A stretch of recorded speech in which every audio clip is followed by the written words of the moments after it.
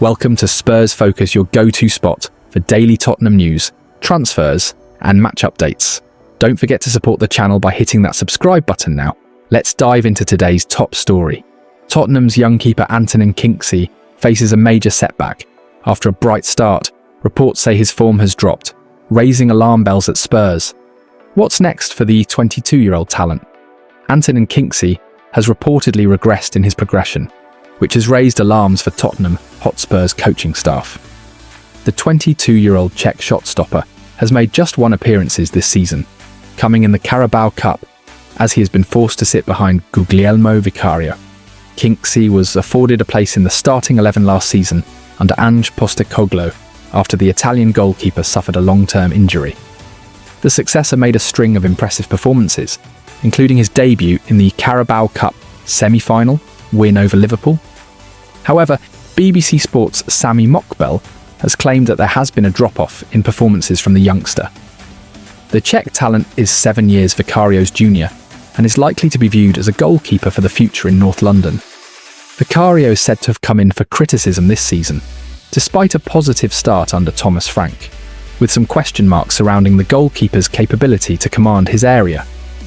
The shot-stopper was at fault for the goal against Leeds United, where Spurs managed to claim victory to move into third. It has led to reports of possible movement in the January window for an alternative option between the sticks.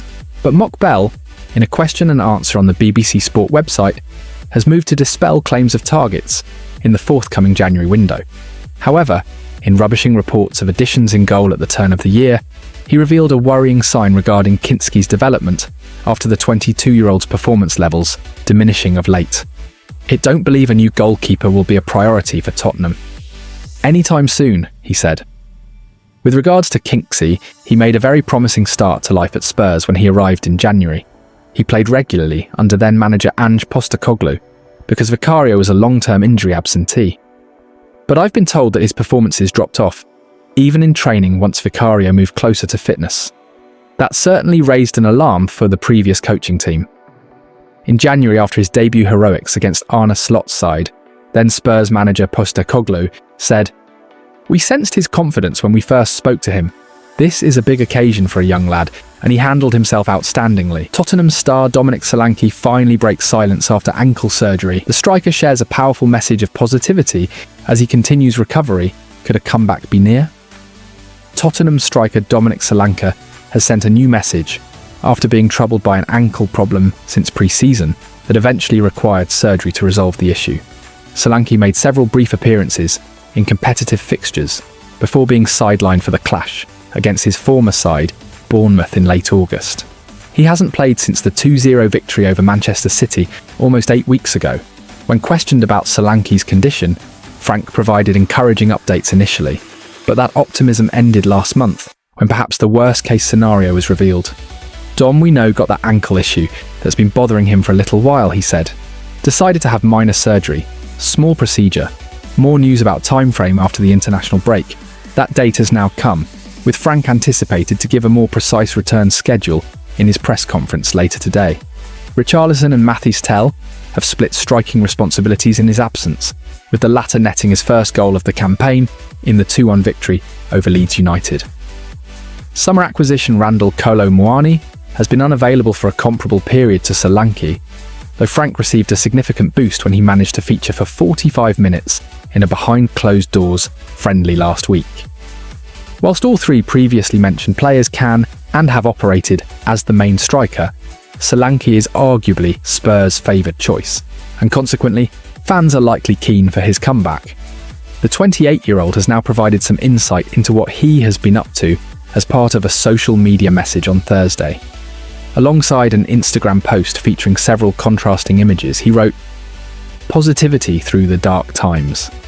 He's been keeping himself busy in recent months, with photographs showing him visiting the United States, training at Hotspur Way, and attending a Coldplay concert with James Madison.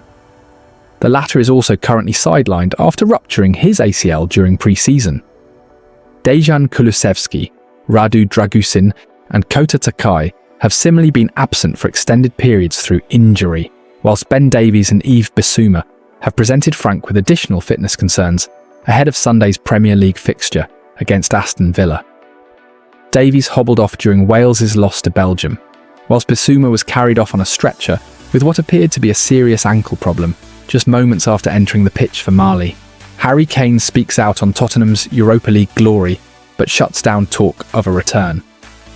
Meanwhile, Spurs plan big January moves under Fabio Paratici's comeback.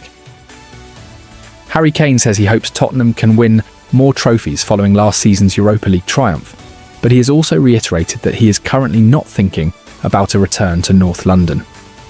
Last month, Spurs boss Thomas Frank made it clear he would welcome the England captain back to N17 with open arms. That prompted Kane to address his future, and in doing so, he revealed he was not only settled in Germany, but additionally, he was also open to extending his contract with Bayern Munich. Kane's current deal with Bayern is up in the summer of 2027, and there is a £54 million release clause that can be activated in January, should any English club wish to bring him back to the Premier League. However, speaking to the Daily Mail, Kane has now reaffirmed that an emotional return to Tottenham isn't currently at the forefront of his mind, even if he was delighted by the club's Europa League heroics. He said, "I'm not sure if he'll go back. I'm very happy here in Munich. It's not something I'm thinking about. It'll always be we when speaking about Spurs because I spent my whole life there. I'm a fan of them and will always watch them and see how they're getting on. They will always be a part of my life for sure, but as for now, I'm loving it here. It was great to see them win a trophy. I've got a lot of friends there with the players and staff. We know how long we waited and how close we'd come in the past, so it was big for everyone, the fans, the club and all, involved to have that feeling and get that one over the line. That's always important and hopefully they can push on and win more." Kane currently has 213 Premier League goals to his name, meaning he is just 47 goals shy of breaking Alan Shearer's all-time goal-scoring record. But even if the 32-year-old was to return to his homeland and break that record, there is no guarantee it would last as Erling Haaland is hitting the back of the net for fun. The Norwegian, who has 94 top-flight goals to his name from 104 appearances, will soon enter the Premier League's iconic 100 club, and after signing a new bumper Manchester City contract that will run until 2034, he has no intention of slowing down.